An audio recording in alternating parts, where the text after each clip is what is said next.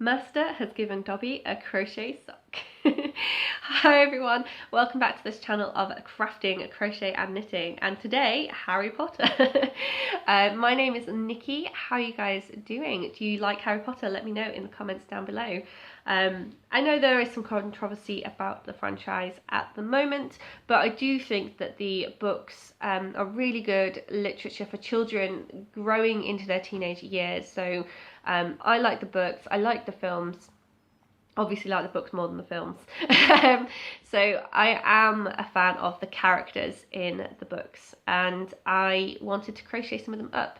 So as you can see, this is Dobby. We'll talk a little bit more about him in a bit. But just first to introduce you to this video, I've done a previous video talking about some of my crochet toys that feature in the background. My sheep is looking a little bit sleepy. So yeah, I've spoken about some of those guys before that I got from a pattern book. It's actually one of the only pattern books I own. I do want to try and get out and get more, but at the time I was looking through some of the books, and a lot of the patterns that I was seeing I could get online, or people have done video tutorials of them.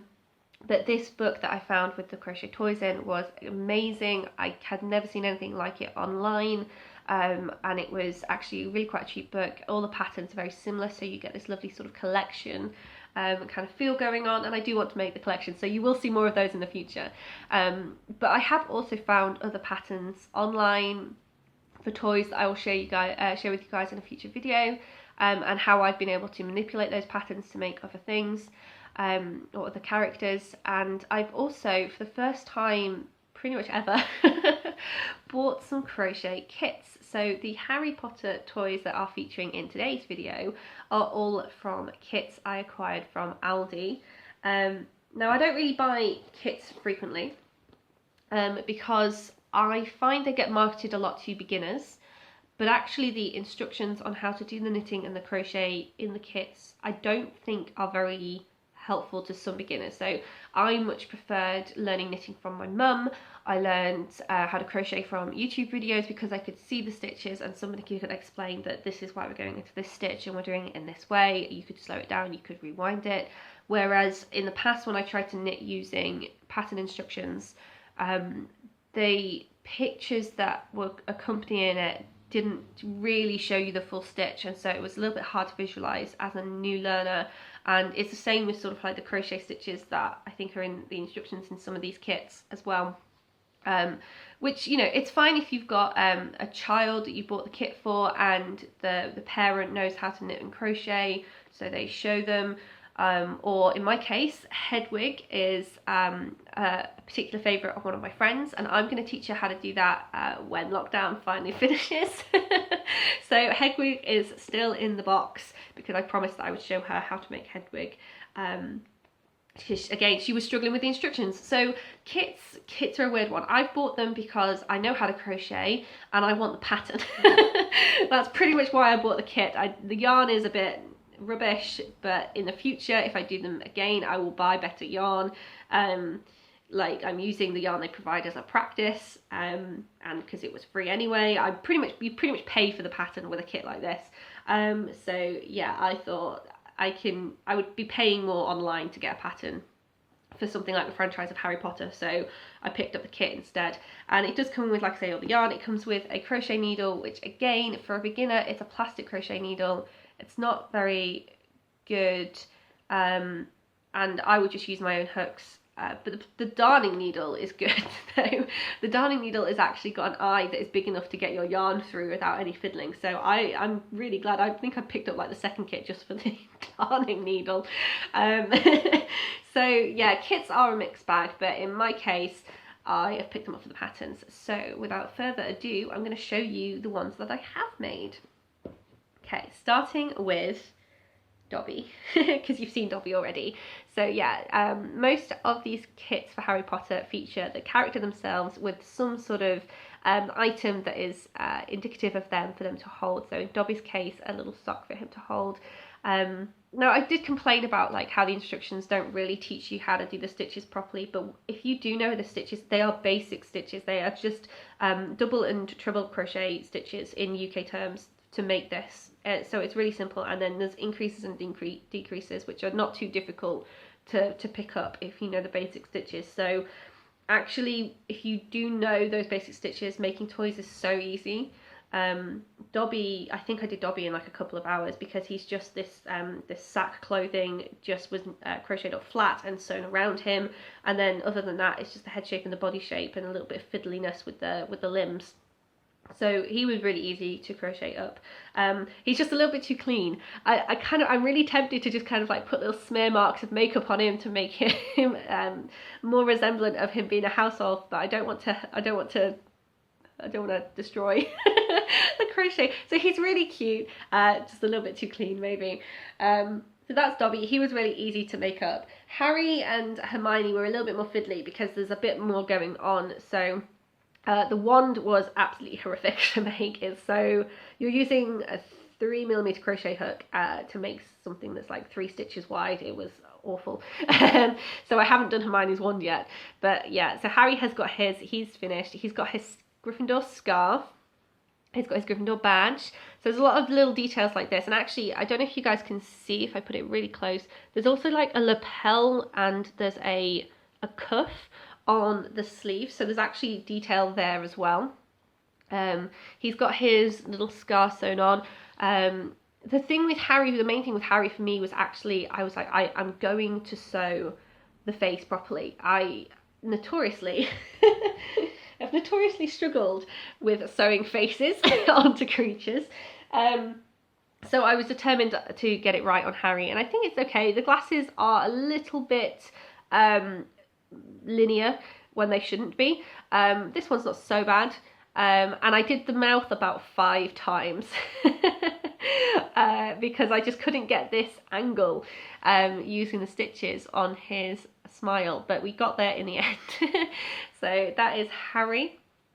And also I said about Hermione. So yeah, Hermione is mostly finished. She's got a few ends to weave in.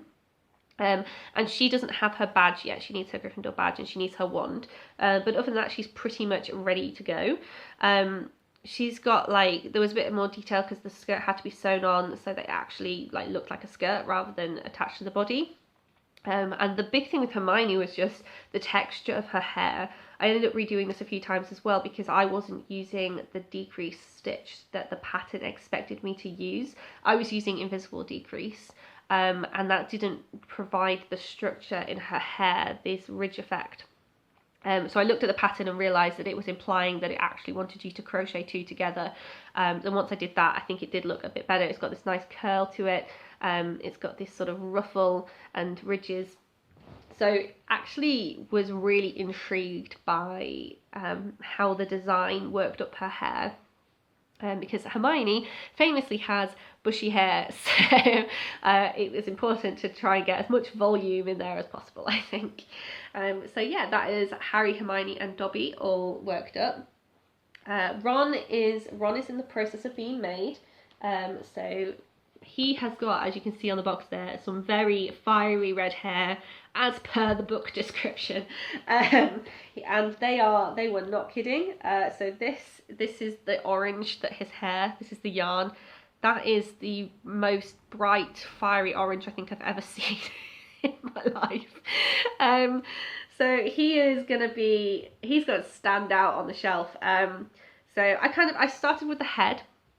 And then I get to the point where I need to begin the decreases, and that's when I add the eyes in because it's just easier to sew without the stuffing in place. That's the other thing about the patterns. You do each section complete and then sew it together and then sew on features, and I just think that that's really fiddly when the stuffing is in here, and you can't tie things up if the stuffing's already in there. So I get to this point, like I say, where I need to begin the decrease, and that's when I start adding the eyes. I start making the hair to work out where the hair is going to go. And you can just hold it around your hand while you're working out where it is, and you can pin it in place, and then stitch it. And then I do a couple more rows of the decrease. I don't finish it, I just do a couple more rows so I can get the mouth in place. I do the hair pieces as well as little fringe pieces. And then once everything is sewn on the face, I will then complete the head and put the stuffing in and complete the head, decrease rows, because I just think it's easier that way.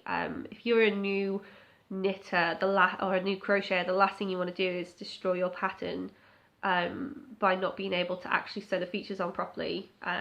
So yeah, that's another thing I just find kits tend to not talk about, is actually how you would go about sticking stuff on, sewing stuff onto the faces. And like, I've done his little scarf, I've done the badges for him, I've done the badge for Hermione, I just haven't sewn on yet. So yeah, he's just missing like his whole body, but he's on his way to being complete.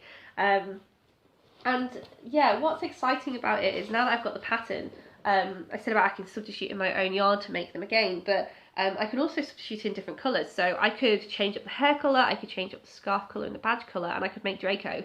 So that's, yeah, I'm definitely want to try and expand the characters more than just the few kits that I've got. I'd want to try and make like Dumbledore, I'd want to try and make McGonagall. Like if I was going to do McGonagall, I would absolutely make the pointiest hat in the world and sew the pointiest hat in the world onto her.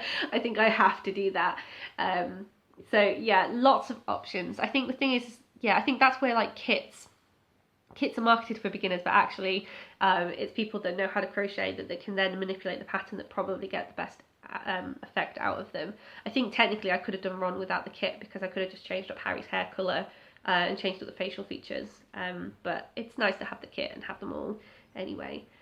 So yes, that is my ramblings about crocheting Harry Potter characters. Who is your favourite character? I think I have to say, as a bit of a STEM academic, that I have to favour Hermione for her brains, of course. Let me know your favourites in the comments down below. And I will see you guys in a future video where I talk about other toy patterns that I found and how I've changed those up to make other creatures too. So yeah, if you're looking forward to that, please stop by and look out for that video in the future, and I'll see you guys soon. Bye!